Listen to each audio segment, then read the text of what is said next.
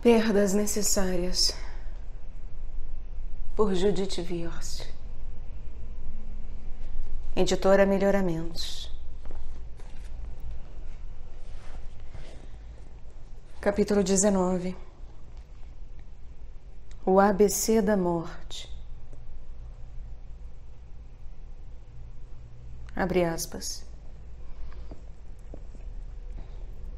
Uma pessoa passa anos formando-se como indivíduo, desenvolvendo seu talento, seus dons singulares, aperfeiçoando suas discriminações do mundo, ampliando e aprimorando seu apetite, aprendendo a suportar os desapontamentos da vida, amadurecendo, refinando-se, até chegar a ser finalmente uma criatura única na natureza, com dignidade e nobreza, transcendendo a condição animal,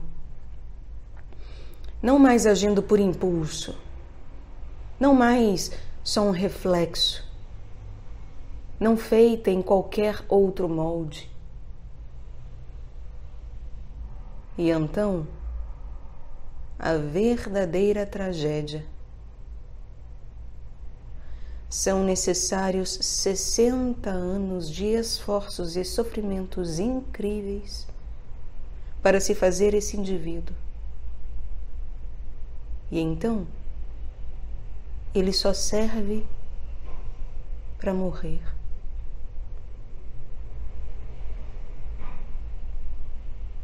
Fecha aspas. Ernest Becker.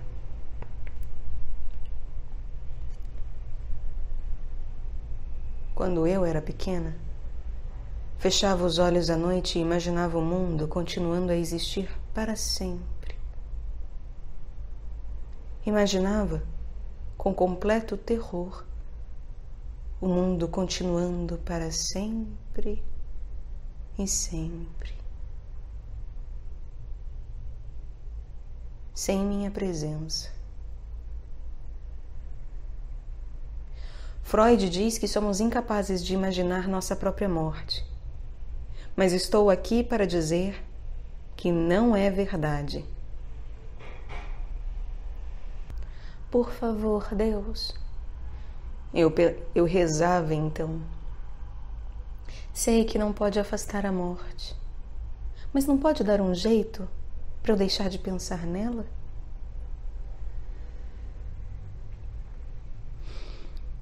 Seja ou não o medo da morte um medo universal, é sem dúvida um sentimento que a maioria das pessoas não pode suportar. Consciente ou inconscientemente afastamos a ideia da morte. Vivemos uma vida na qual a morte é negada. Isso não quer dizer que negamos o fato de que todos os homens e todas as mulheres, incluindo nós mesmos, são mortais. Nem significa que evitamos artigos, seminários, programas de TV, agora em moda, que tratam da morte. Significa, isso sim, que a despeito de tudo que se diz, continuamos a viver, deixando de lado a questão da nossa mortalidade. Negar a morte significa jamais permitir a nós mesmos o confronto com a ansiedade provocada por visões desta última separação. Podem perguntar: que mal há nisso? Pois como nós, as únicas criaturas na Terra que sabem que vão morrer, podemos viver como animais completamente conscientes? Como seria possível, nas palavras impressionantes de Ernest Becker, no seu livro Negação da Morte, suportar a certeza de que somos alimento para os vermes? A negação da morte facilita a caminhada através dos dias e das noites, sem que pensemos no abismo aos nossos pés. Mas a negação da morte, como afirmam convincentemente Freud e outros, empobrece nossa vida. Porque consumimos um excesso de energia mental, procurando afastar nossos pensamentos é nosso temor da morte, porque substituímos o medo da morte por outras ansiedades. Porque a morte é parte tão integrante da vida que fechamos partes da vida quando afastamos os pensamentos da morte. E porque o conhecimento emocional de que certamente morreremos um dia pode intensificar e refinar o senso do momento presente. A morte é a mãe da beleza, escreve o poeta Wallace Stevens. A vida sem morte não tem sentido. Um quadro sem moldura, diz o físico dos buracos negros John A. Weller. E quem não é capaz de morrer, será capaz de viver? Pergunta o famoso teólogo Paul Tillich. E a escritora Muriel Spark, no seu perturbador livro sobre a morte, Memento Mori, põe nos lábios de um dos seus personagens as seguintes palavras, abre aspas: se eu pudesse tornar a viver, criaria o hábito de todas as noites pensar sobre a morte. Praticaria, por assim dizer, a lembrança da morte. Nenhuma outra prática intensifica tanto a vida. A morte devia ser parte da expectativa da vida. Sem o sentido sempre presente da morte, a vida é insípida. É como viver só de clara de ovos. Fecha aspas.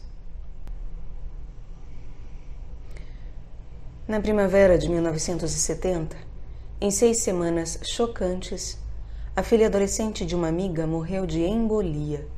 O melhor amigo do meu marido morreu de câncer com 39 anos e o coração de minha mãe deixou de bater, um pouco antes dela completar 63 anos. Naquela primavera, perdi o medo de voar. Hoje, posso voar em qualquer coisa, pois voltei a me relacionar com a mortalidade e compreendi que, mesmo ficando no chão a vida toda, eu iria morrer. E como a morte de Jody, a de Gersh e de minha mãe, e a morte que algum dia seria a minha, envolveram-me em ansiedade e confusão, o que eu desejava era alguém que me dissesse o que fazer com tudo aquilo. Que me ensinasse a conhecer a morte e continuar vivendo. Que me ensinasse a amar a vida e não temer a morte. Que me ensinasse, antes de chegar a minha vez de fazer o exame final, o ABC da morte. Pois a conscientização da nossa mortalidade pode enriquecer nosso amor pela vida, sem fazer da morte, a nossa morte, algo aceitável. Olhar a morte nos olhos pode fazer com que a odiemos. E embora o senso da mortalidade possa ser a mãe da beleza, a moldura do quadro e até mesmo a gema do ovo, pode fazer do nosso trabalho e dos nossos dias objetos do ridículo,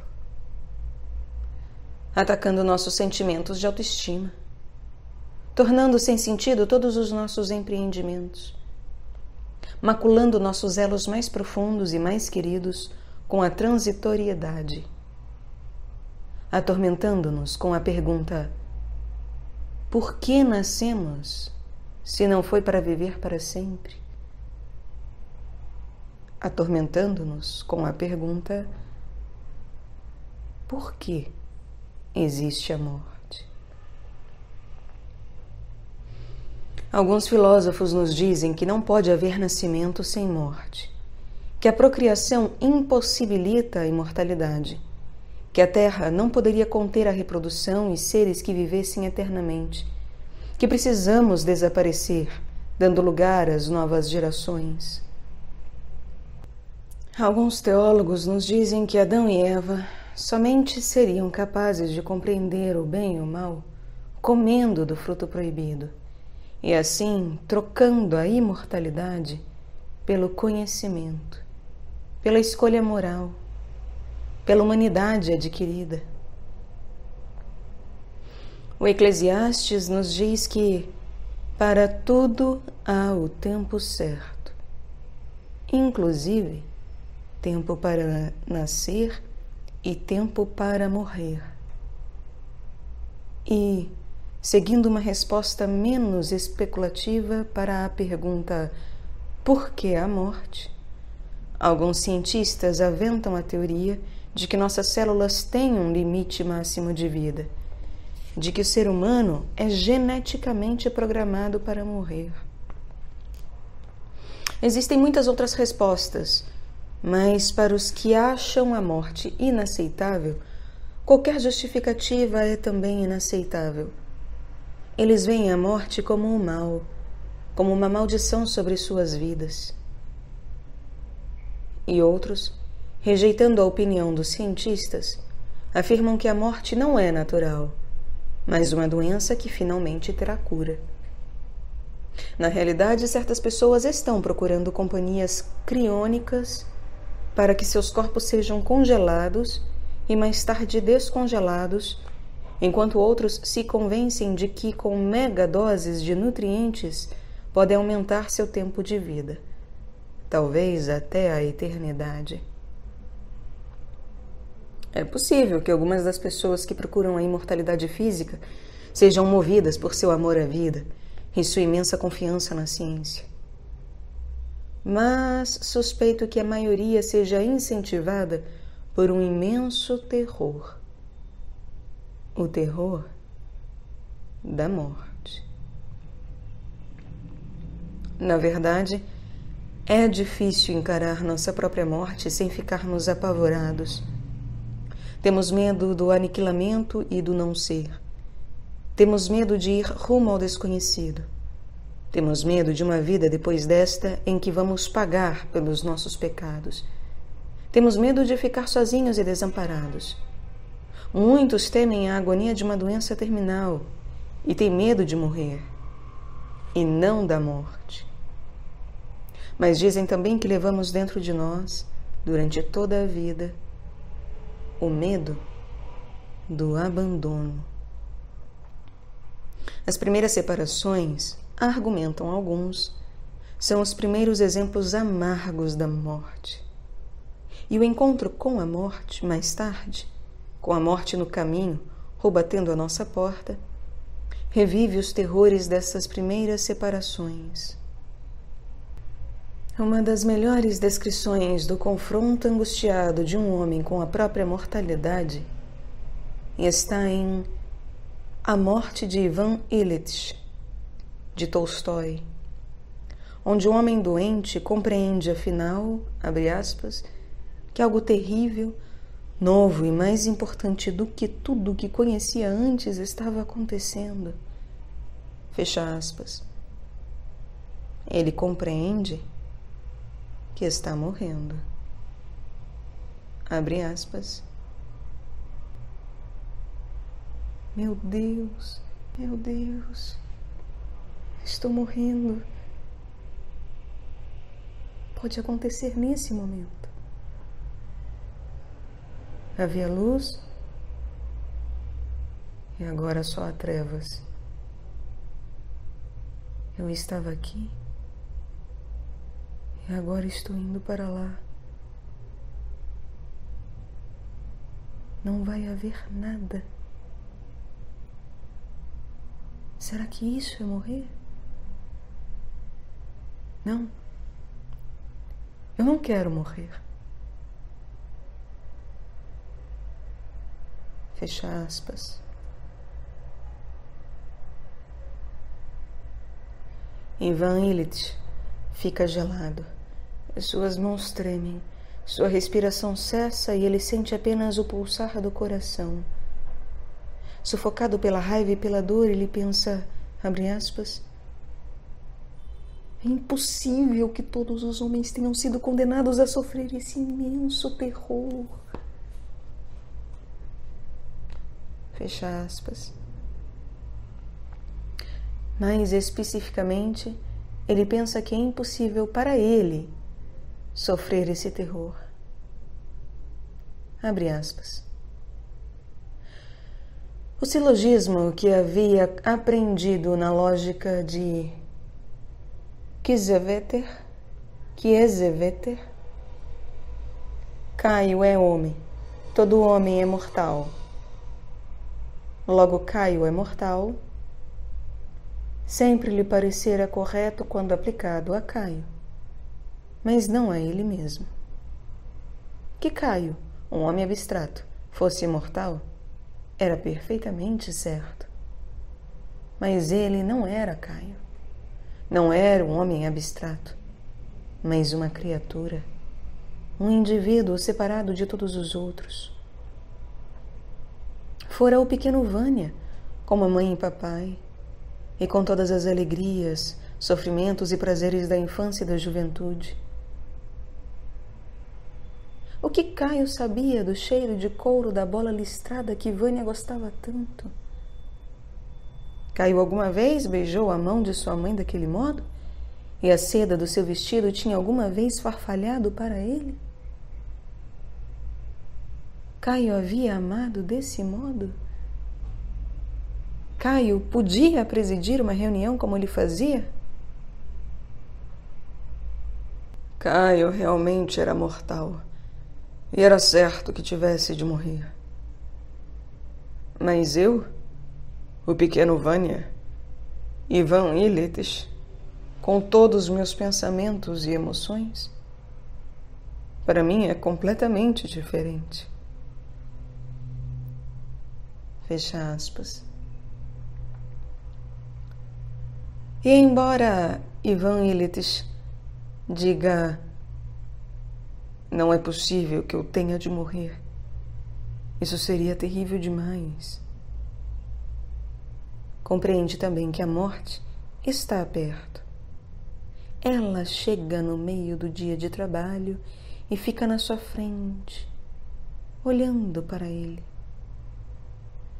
Ivan fica paralisado. Ela junta-se a ele no escritório, onde fica sozinho com ela. Face a face com ela. Ele estremece de medo. Abre aspas. Ele medita: por quê? E para que existe todo esse terror? Agonia, morte. Ele se pergunta: para quê? Fecha aspas. A família e os amigos não podem aliviar a solidão angustiada de Ivan, pois nenhum deles fala, nem deixa que ele fale sobre o fato de estar morrendo. Na verdade, não só evitam qualquer menção ao terrível assunto, como também fingem que ele não está morrendo. Abre aspas. Essa atitude o torturava. O fato de ninguém admitir o que todos sabiam e o que ele sabia. Todos procurando mentir sobre sua terrível condição e forçando-o a participar dessa mentira. Essas mentiras vividas ao seu lado, às vésperas de sua morte, destinadas a degradar aquele ato terrível e solene, eram uma agonia para Ivan Ilitch. E muitas vezes, por mais estranho que pareça, teve vontade de gritar: parem de mentir! Vocês sabem! E eu sei que estou morrendo! Então, pelo menos, parem de mentir! Fecha aspas. Esses tabus que nos impedem de falar da morte, essas mentiras e enganos que cercam a morte têm sido vigorosamente questionados nos últimos anos em livros como o de Elizabeth Kubler-Ross, extremamente influente, sobre a morte e morrer, incentivando-nos a abrir o diálogo com os doentes terminais.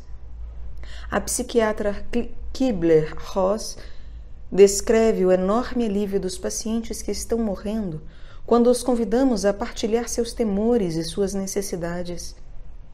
Ela argumenta que esses diálogos podem facilitar a jornada para a morte.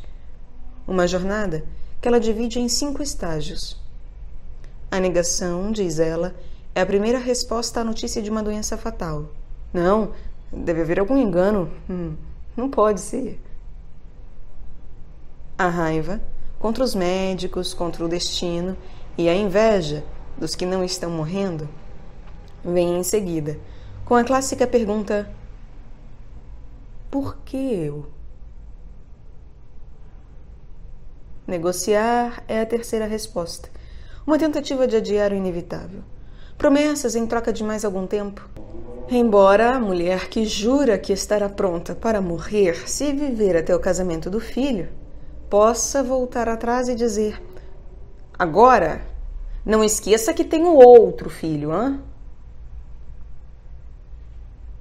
Depressão, o 4º estágio, é o sentimento de pesar pelas perdas do passado e pela grande perda que se aproxima. E para alguns, a necessidade de uma lamentação preparatória para a própria morte consiste em juntar-se à tristeza e ficar triste.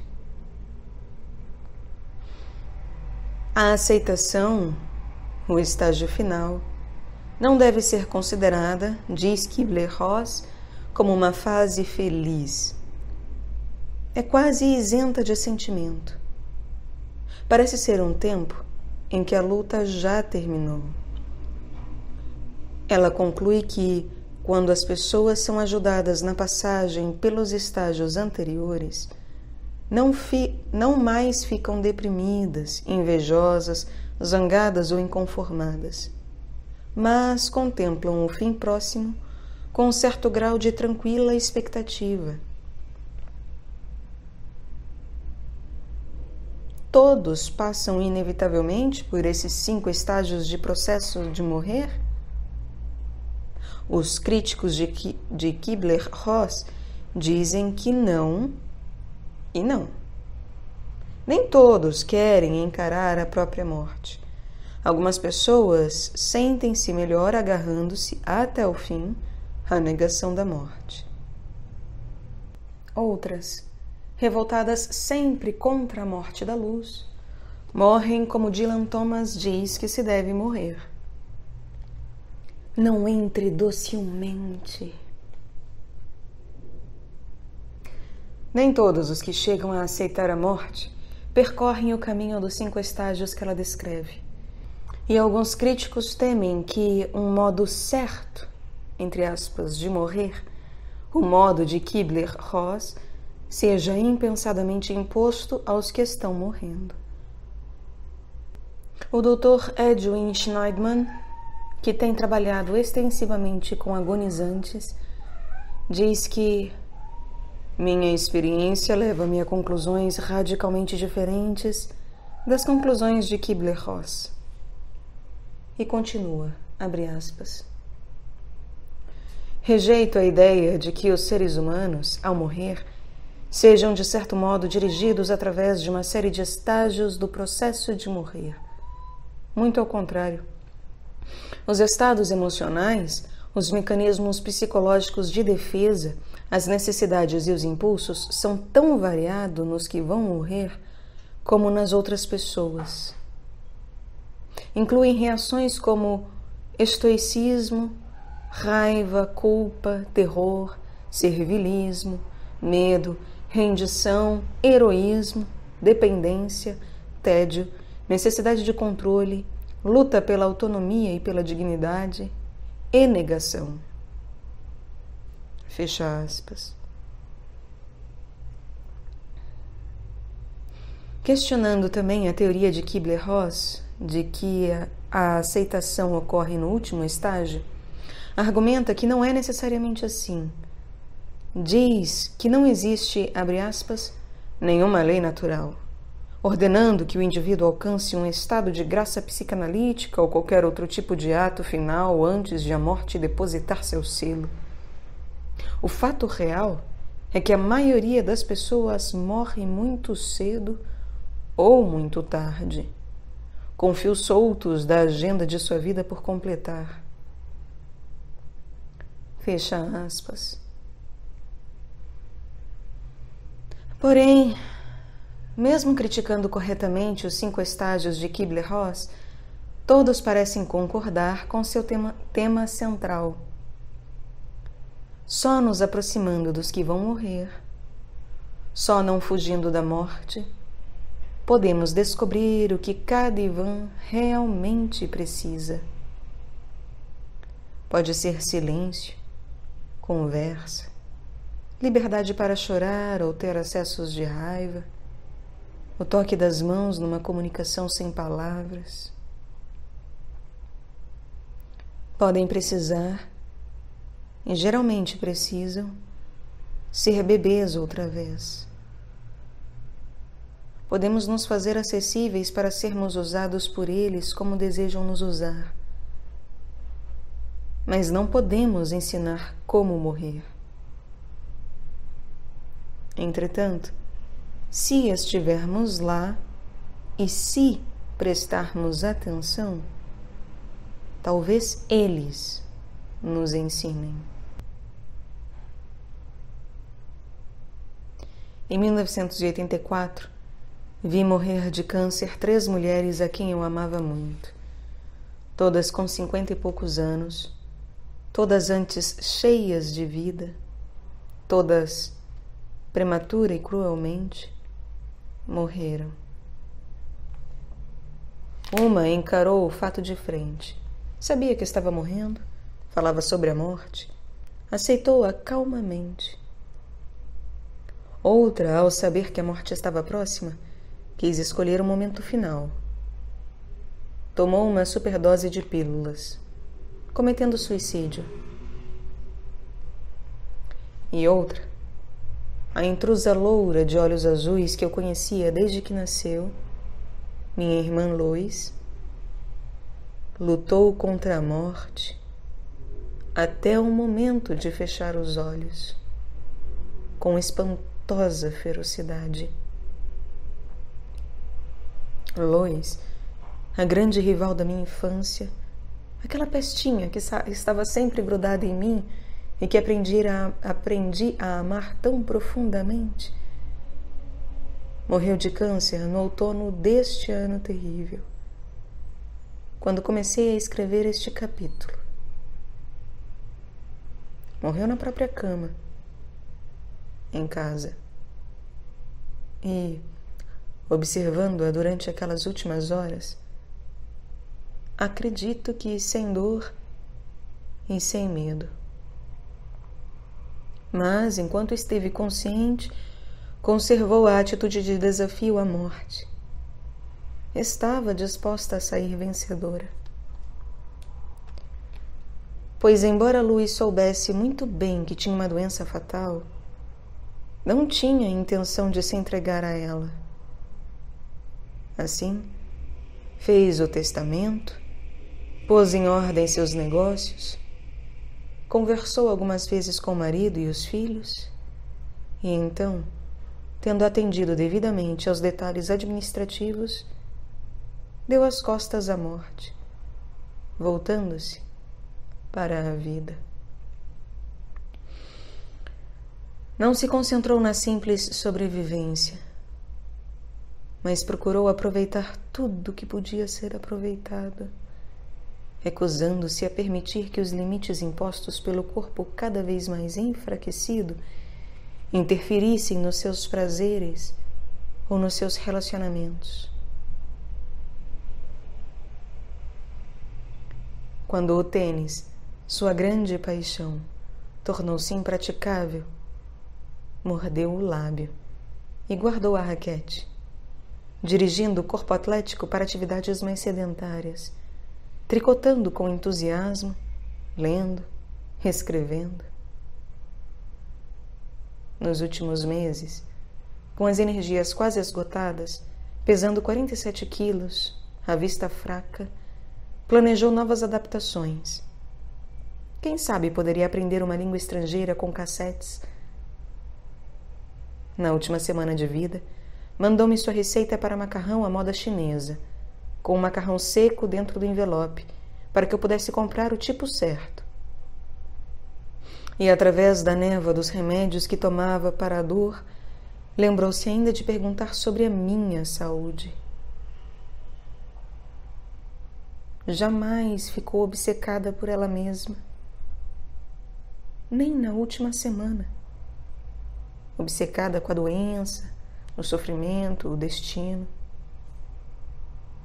E nunca, até o coma do último dia de vida, interrompeu as conexões com as pessoas que ela amava. Também não se despediu, porque não tinha a intenção de partir.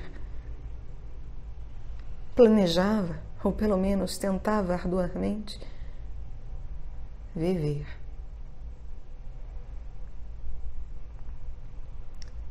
Se alguns de nós sobrevivem, disse-me ela certa vez, por que não me fixar na esperança e não no desespero?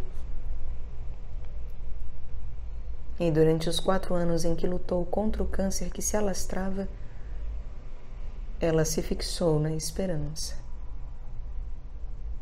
Mas não se engane. Minha irmã não era santa, nem foi mártir. Tinha seus momentos de terror e desespero, momentos em que não podia fazer coisa alguma, porque seu corpo estava abalado pela náusea e pela dor. Momentos em que se revoltava, chorava e gemia. E só em parte zombando perguntava: o que foi que eu fiz? O que eu fiz para merecer isso? Mas a maior parte do tempo ela não chorava e não se afundava pensando na morte. Estava lutando para viver e lutando para ganhar. Até o fim acreditou que, se a pessoa tentar realmente, o espírito humano pode triunfar sobre a biologia. E embora não tenha vencido a morte, nós a vimos disputar, realmente disputar, um jogo de campeonato.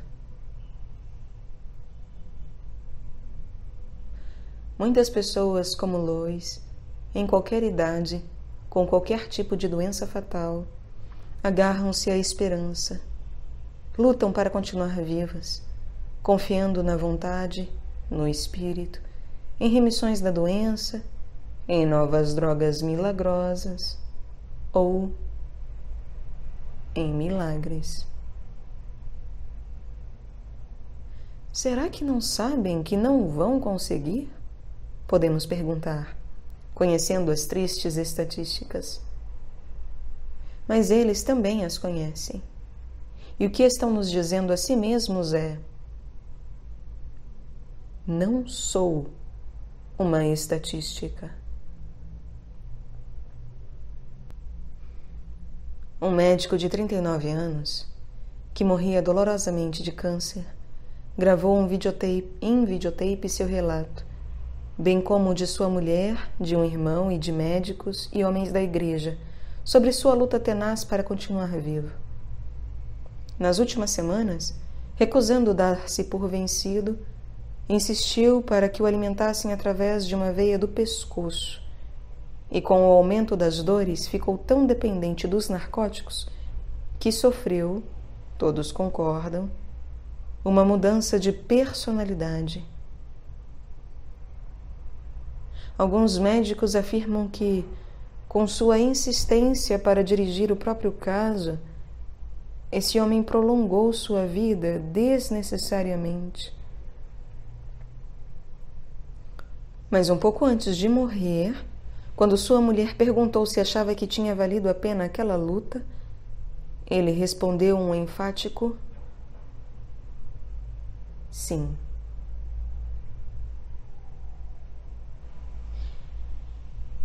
Minha amiga Ruth teve uma morte diferente. Sabendo que tinha perdido o jogo, sabendo que só a dor e a morte a esperavam agora, preparou uma noite perfeita para ela e o marido amante e muito amado, e no dia seguinte, quando ele saiu para o trabalho, tomou uma superdose. Com seu senso artístico e estético e o hábito de uma vida inteira de manter o controle, Ruth não podia permitir que o câncer a dominasse, que a destruísse. Era uma bela mulher, que lhe impusesse mais sofrimentos, tinha sofrido demais, e que a privasse, como ela temia, do próprio eu. Em todos os empreendimentos de sua vida árdua e às vezes trágica, Ruth sempre fora decidida e brava, uma lutadora. Com os cabelos vermelhos soltos e os olhos verdes chamejantes, havia suportado perdas brutais e saíra vencedora. Mas em face daquela doença, depois que os tratamentos quimioterápicos falharam e ela foi mandada para casa para esperar uma morte difícil, preferiu escolher a hora e o lugar do encontro. E embora eu saiba que o suicídio pode ser considerado um crime ou um pecado, uma covardia, uma fraqueza, uma manifestação patológica, acredito que o suicídio de Ruth, o suicídio da minha triste e sofredora amiga, foi um ato de coragem e de consumada racionalidade. Talvez o suicídio de Ruth seja o que o psicanalista K.R. Eisler chama de revolta contra a morte, um modo pelo qual o condenado engana o carrasco. Mas é também um suicídio que me parece saudável, não doentio, certo e não errado. Apresso-me a esclarecer que acredito que a maior parte dos suicídios são, sem dúvida, patológicos e que a maioria dos suicidas em potencial deve ser ajudada a viver, que não se deve permitir que morram. Contudo, acredito também que, sob certas condições, o autoassassinato pode ser uma opção sã e legítima, a melhor resposta aos horrores da doença terminal ou à dependência e à deterioração da idade. Mas seja o que for o que pensemos dos suicídios, as pessoas continuam a cometê-los. Em 1982, por exemplo, para cada 100 mil homens, o índice de suicídios foi de 28,3% para as idades de 65 a 69 anos, 43,7% para as idades de 75 a 79 anos e 80,2% para mais de 85 anos. Nessas faixas etárias, e na verdade em todas as outras, o índice de suicídios por 100 mil mulheres é mais baixo, às vezes espantosamente mais baixo. 7,3% para as idades de 65 a 69 anos, 6,3% de 75 a 79 anos e 3,9% para 85 ou mais.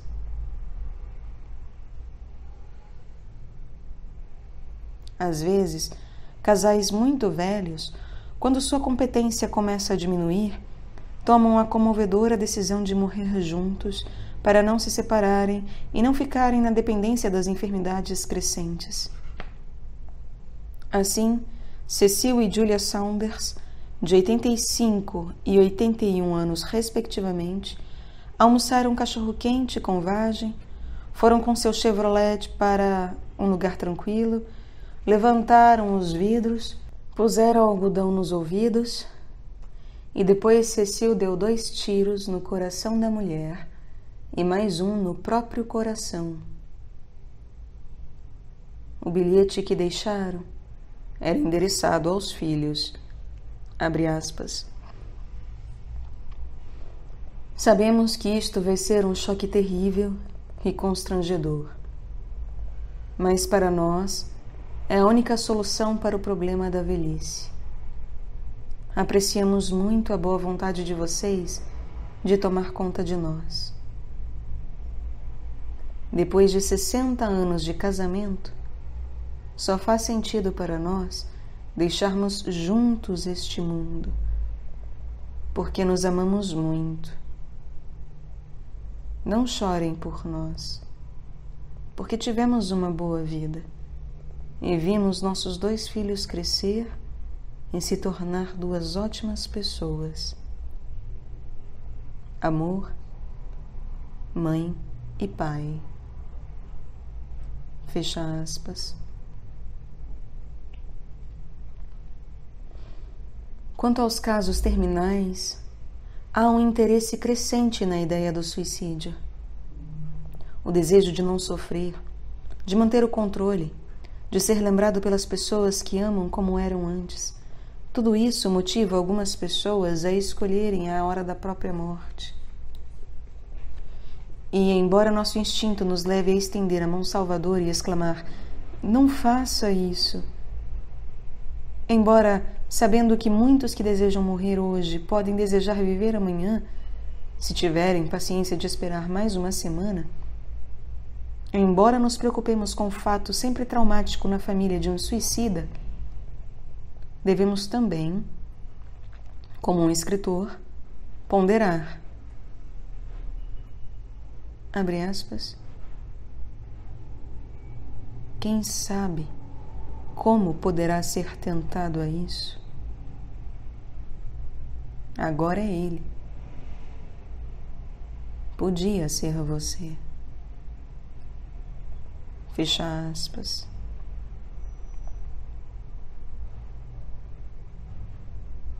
Certamente há pessoas que jamais escolheriam o suicídio, mas que recebem a morte de braços abertos.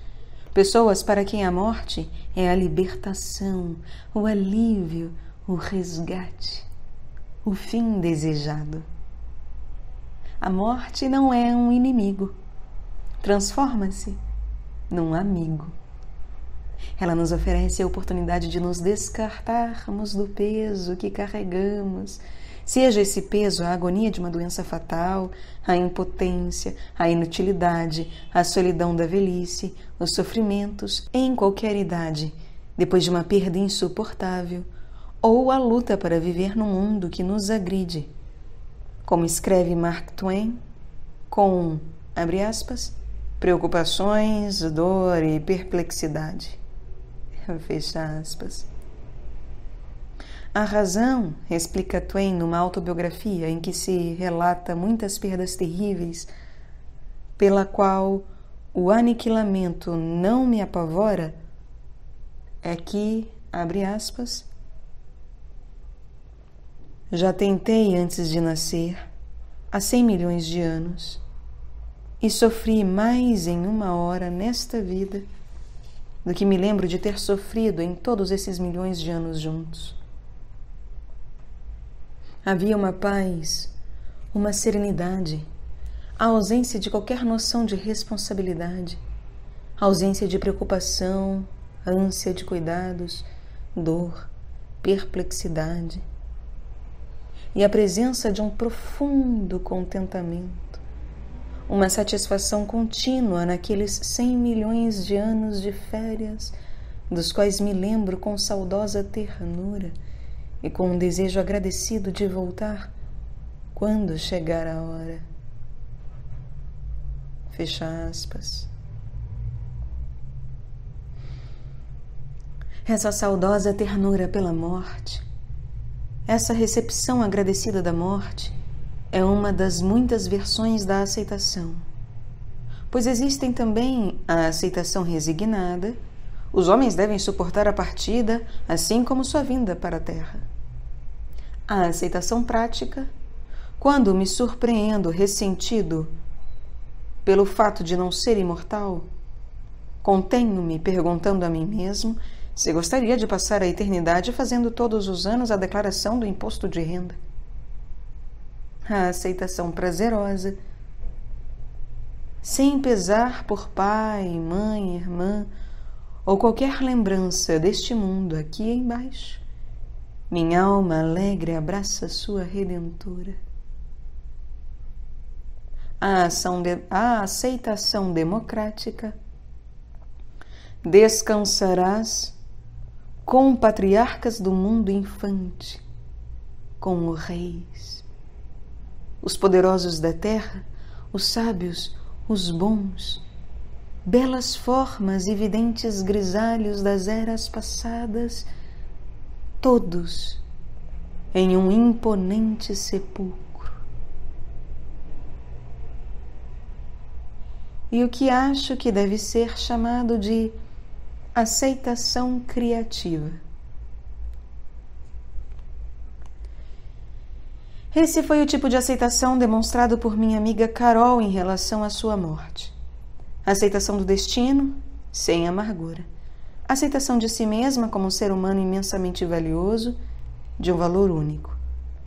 Uma aceitação que lhe permitiu, nas tardes outonais de sua caminhada para a morte, conversar com o mesmo interesse sobre a música que gostaria que tocassem no seu enterro e como fazer uma maravilhosa ratatouille.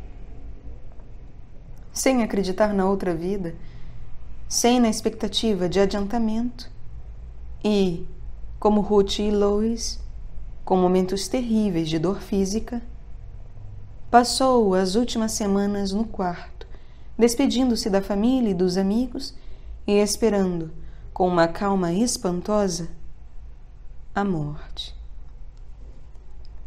Convidava a todos para uma conversa extremamente racional sobre sua mortalidade, mas a morte não era o único assunto em sua mente.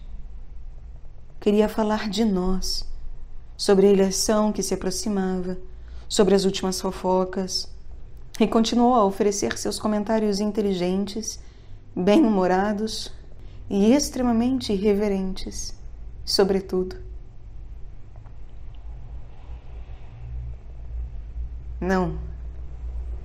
Não estava sendo inflexivelmente corajosa. Às vezes precisava chorar por toda a doçura que ia deixar. Às vezes resumia os seus sentimentos sobre aquela partida prematura, citando estes versos de Robert Louis Stevenson, abre aspas. E não te parece difícil?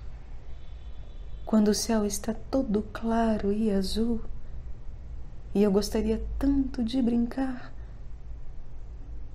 ter de ir para a cama antes da noite? Fecha aspas. Parecia difícil. Mas à medida que Carol conhecia mais intimamente a própria morte, ia aceitando ir para a cama durante o dia. Em uma das minhas visitas, Carol disse: "Nunca morri antes." E acrescentou: "Por isso, não sei como se faz."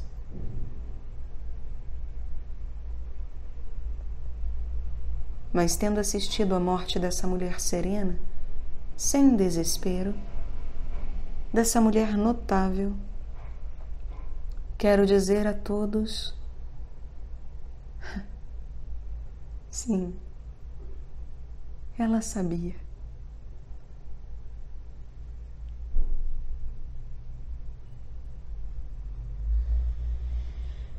E o que sabemos nós sobre como as pessoas morrem? Não muito. Embora muitos digam que as realizações durante a vida facilitam a morte, que as pessoas que conseguiram o que desejavam morrem mais satisfeitas do que as que não alcançaram seus objetivos. O filósofo Walter Kaufmann, afirmando que a satisfação pelo que realizamos na vida faz toda a diferença no modo como enfrentamos a morte, ilustra seu argumento com o poema de Friedrich Hölderlin. Abre aspas. Um único verão me seja concedido, grandes poderes, e um único outono para a canção completamente madura, que, saciado com a doçura da minha música, possa meu coração contente morrer. A alma que em vida não alcançou o seu divino direito não pode repousar no outro mundo. Mas uma vez minha tarefa, o que é sagrado, minha poesia, esteja terminada, seja bem-vinda então, imobilidade do mundo das sombras. Estarei satisfeito, embora minha lira não me acompanhe na descida.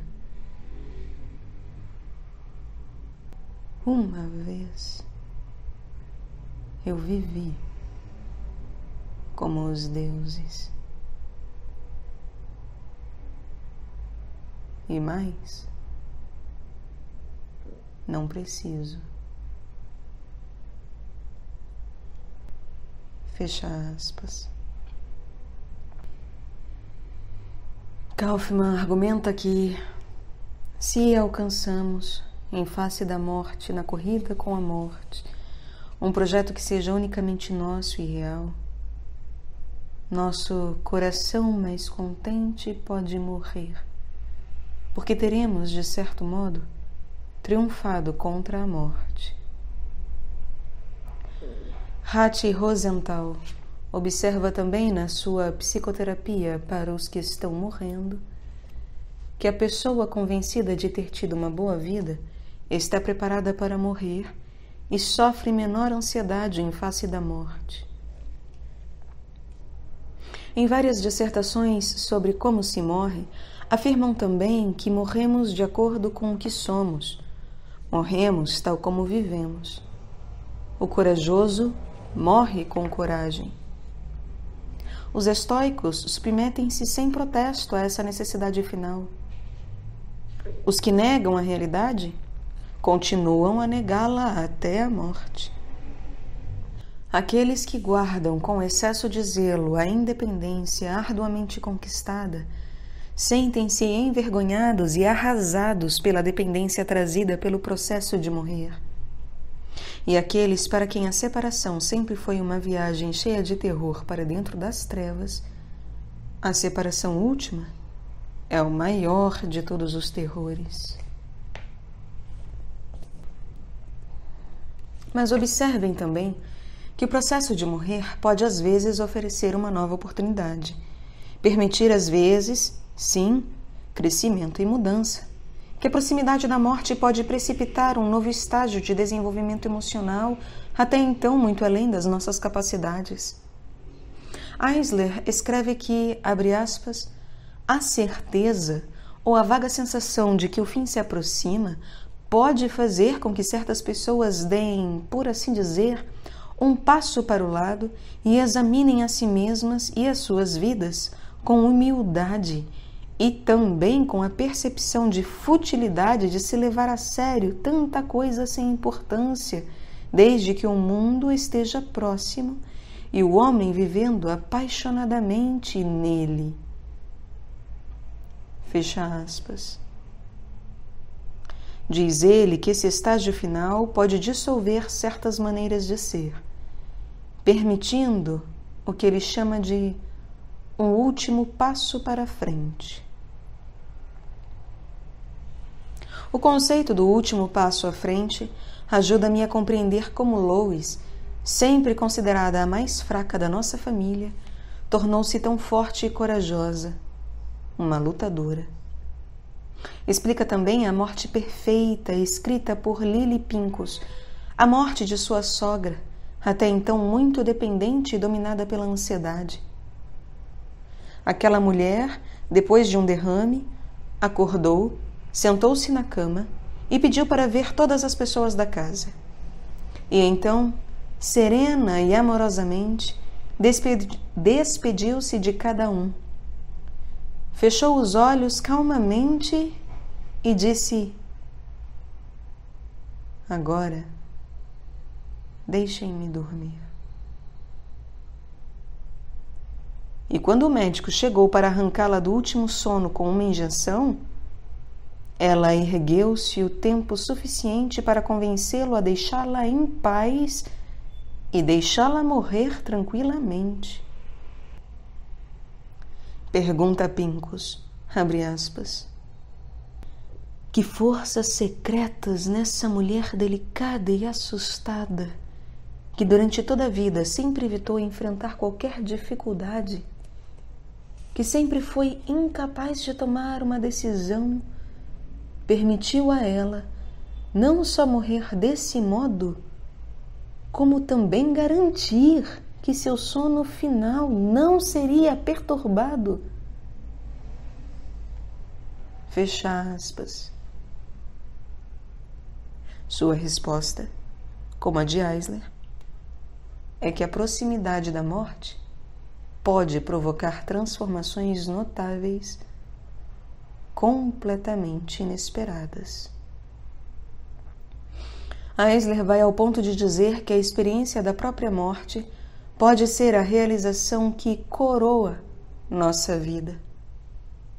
Ele diz, abre aspas, a consciência de cada passo que aproxima da morte, a experiência inconsciente da própria morte, até o último segundo que permite conhecimento e consciência, seria o triunfo maior da vida individual.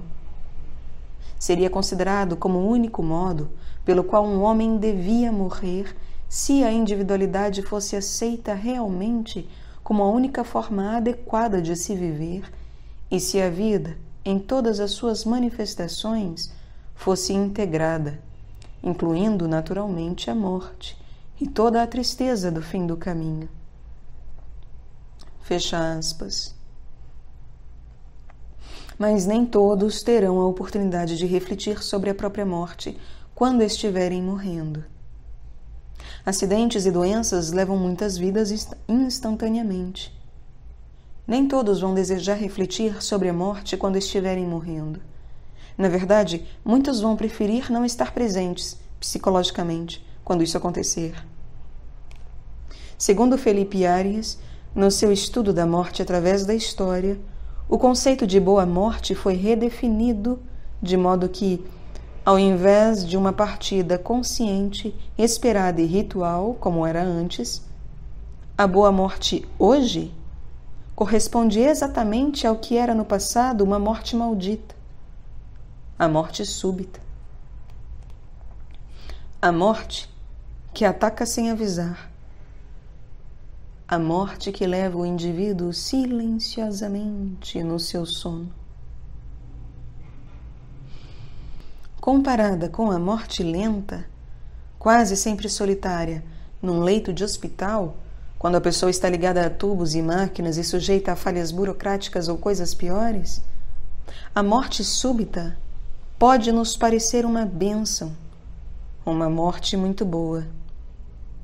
Porém, talvez as novas abordagens do processo de morrer, estou pensando especialmente no movimento crescente de atendimento domiciliar especializado que dispensa bom tratamento e alívio da dor sem extensões artificiais da vida, venham novamente redefinir a boa morte como aquela na qual temos tempo para experimentar a própria morte. Mas tenhamos ou não a oportunidade de experimentar nossa própria morte, seja ou não nossa morte um último passo à frente, um instrumento de crescimento, podemos, muito antes de chegar ao mês, à semana, ao dia, à hora da nossa morte, enriquecer nossa vida, lembrando-nos que vamos morrer. Muitos acreditam, como La Rochefoucauld, que mesmo o bravo e o inteligente devem evitar olhar a morte de frente. Talvez tal coisa só seja possível quando a morte não significa o fim de tudo o que somos. talvez seja possível somente quando vemos nossa morte dentro de um contexto de continuidade após a morte. Na verdade, foi argumentado que existe em todos nós uma necessidade de conexões que ultrapassa nosso tempo de vida, uma necessidade de sentir que nosso eu finito é parte de algo maior que permanece. Existem vários contextos nos quais podemos experimentar ou procurar alcançar essa conexão. E cada um desses contextos oferece uma imagem de que podemos chamar de imortalidade. A imagem de imortalidade mais familiar é a religiosa, com uma alma indestrutível e vida após a morte, além da promessa de que a última separação levará à reunião eterna, com a garantia de que nem tudo será perdido, mas encontrado. Entretanto, como acentua Robert J. Lifton na sua brilhante exposição sobre os tipos de imortalidade, nem todas as religiões se baseiam numa vida literal depois da morte, nem numa alma imortal. O que é mais universal na experiência religiosa, diz ele, é o senso de conexão com uma força espiritual. Uma força derivada de uma fonte mais do que natural. Uma força através da qual podemos renascer espiritual e simbolicamente num reino de verdades que transcendem a morte. Freud argumenta que essas crenças religiosas são ilusões criadas pelo homem para tornar suportável seu desamparo neste mundo. Diz ele que, assim como as crianças dependem dos pais para obter proteção, os adultos ansiosos dependem dos deuses e de Deus. Diz que criamos a religião para exorcizar os terrores da natureza e compensar o sofrimento imposto pela civilização. E diz ainda que usamos a religião para nos reconciliarmos com a crueldade do destino, especialmente como ele se apresenta na morte. Mas a religião é o único contexto no qual podemos evocar imagens da continuidade depois da morte. Podemos concordar com Robert Lifton que a morte traz aniquilamento biológico e psíquico, e ao mesmo tempo concordar com ele quando diz que a morte não precisa significar o fim absoluto. Existem outros meios para se imaginar como podemos continuar além da morte, além do aniquilamento. Existem outros meios para se imaginar em conexões imortais e continuações. Viver através da natureza, por exemplo, através dos oceanos, montanhas, árvores, estações do ano, pode servir para alguns como uma imagem de imortalidade. Nós morremos, mas a Terra continua para sempre. Além disso, voltando à Terra, como diz o poema Thanatopsis, somos literalmente parte dessa continuidade sem fim. Abre aspas. A terra que te nutre vai reclamar teu crescimento para se transformar outra vez em terra. E, perdido todo o traço humano, com a rendição do teu ser individual, irás te misturar para sempre com os elementos. Fecha aspas. Para outros, a imortalidade reside nos trabalhos e nos atos que poderão causar impacto nas gerações futuras, nas causas que defendem, pelas quais às vezes se morre, nas descobertas que fazem, no que se constrói, se ensina, se cria. Aqui, o imperador Adriano descrito por Marguerite Yourcenar, medita, quando está próximo da morte, sobre a relação entre suas realizações e a imortalidade. Abre aspas. A vida é atroz. Nós sabemos. Mas precisamente porque espero pouco da condição, os períodos de felicidade, os progressos parciais, os esforços para recomeçar e para continuar, parecem-me tão prodigiosos que quase compensam a quantidade monstruosa de males, derrotas, indiferença e erro. Virá a catástrofe, virá a ruína, a desordem triunfará, mas de tempos em tempos a ordem será triunfante. Nem todos os nossos livros serão destruídos, nossas estátuas quebradas serão restauradas. Outras cúpulas e outros frontões nascerão das nossas cúpulas e dos nossos frontões. Alguns homens pensarão, trabalharão e sentirão como nós. E aventuro-me a contar com esses continuadores, que aparecerão a intervalos irregulares através dos séculos.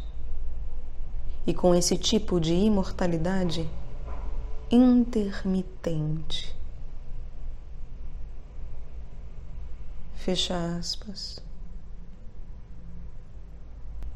Certas pessoas certamente podem contar com a continuação da vida através das suas obras, que modificam civilizações.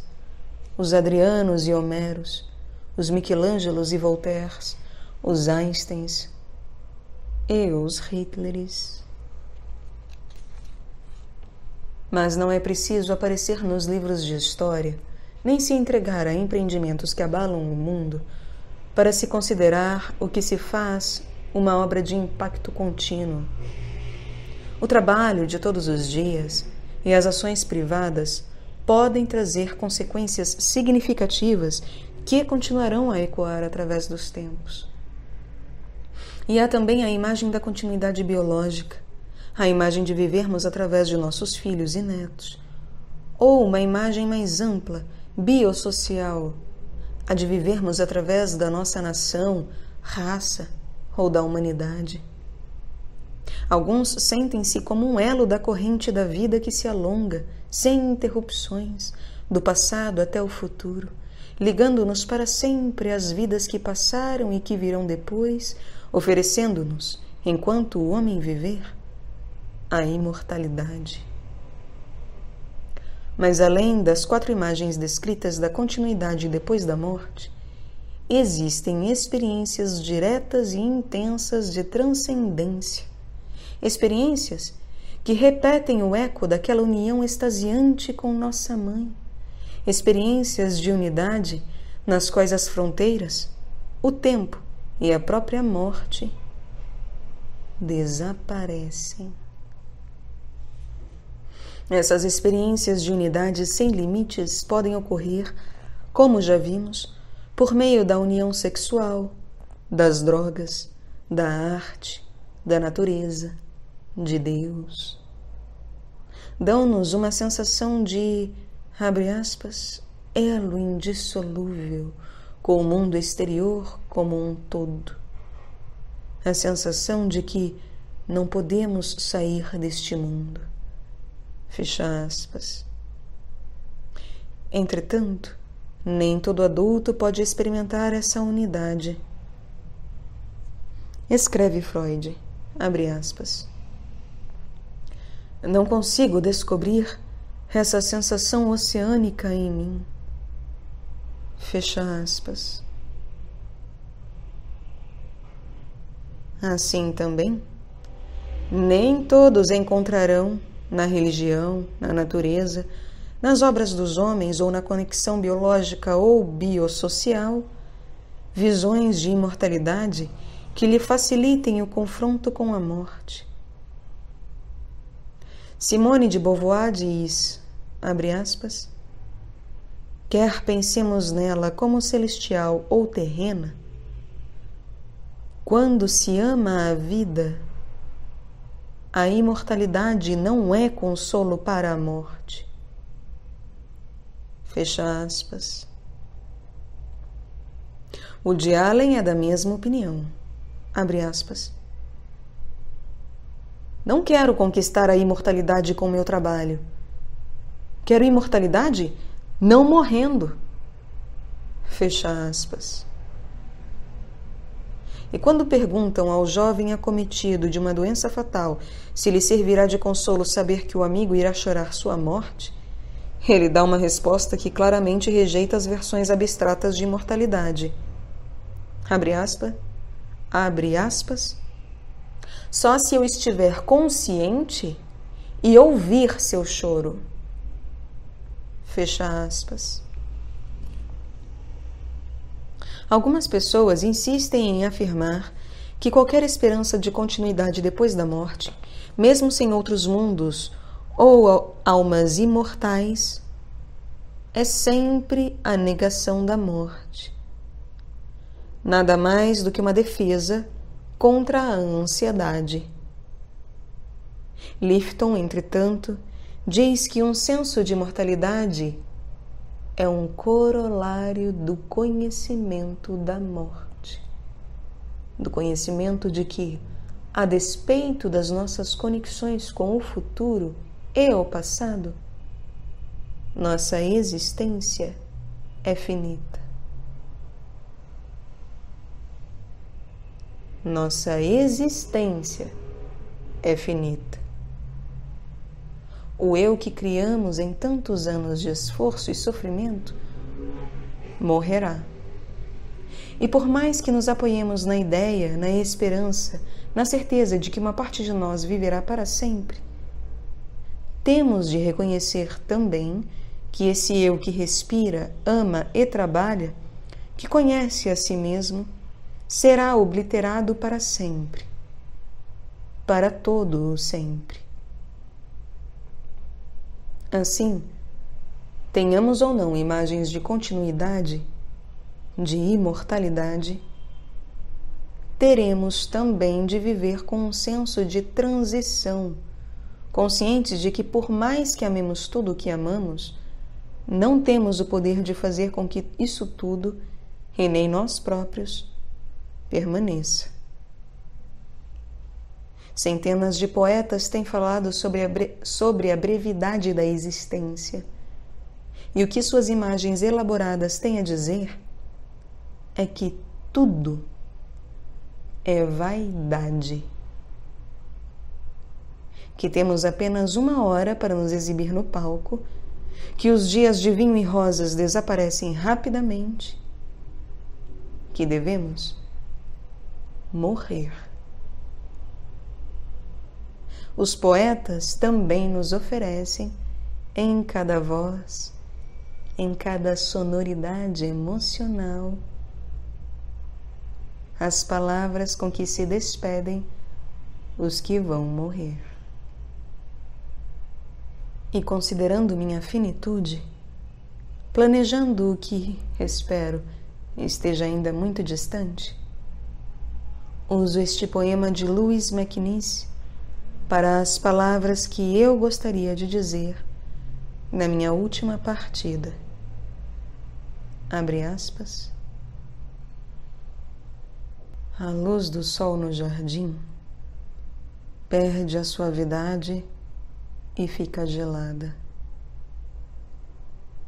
Não podemos capturar o minuto dentro da sua rede de ouro.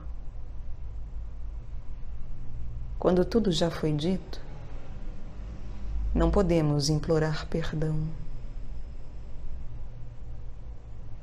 Nossa liberdade como livres trabalhadores caminha para o fim. A terra atrai impiedosa sonetos, e os pássaros descem. E logo, amigo, não teremos tempo para danças. O céu era bom para voar, desafiando os sinos das igrejas. E todas as cruéis sereias de ferro. E o que eles dizem? A terra chama. Estamos morrendo, Egito.